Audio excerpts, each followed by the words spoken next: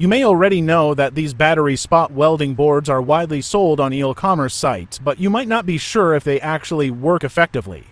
So, let's watch this video right now to find the answer. I intended to buy a small battery matching the manufacturer's 30Ah specification, but the price was a bit high. So, in this video, I'll use a car battery instead. It is a 100Ah capacity, which is far higher than the manufacturer's recommendation. Will the system run smoothly, or will the circuit fry the moment I connect it? Watch the full video to find out. If it works as advertised, I'll install a new 18,650 battery pack in my high-power driller tool that has been out of commission since last year due to a dead battery. Now, let's go through the assembly steps. I've already completed a few stages beforehand, so you wouldn't have to wait too long, so the process will move along quickly. Thank you very much.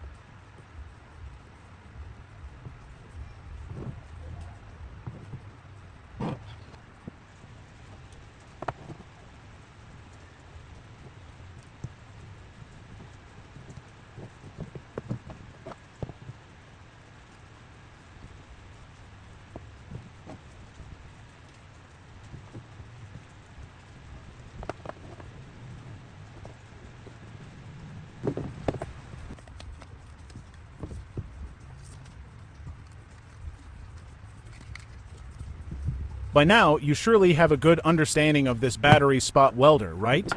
I believe every household should have one. Power tool batteries can fail at any moment, and having this device allows you to perform immediate repairs yourself, saving you from having to wait for or rely on a repair technician. If you found this video helpful, please subscribe to the channel and leave a comment or a word of encouragement. I would also really appreciate it if you hit the like button. See you in the next video.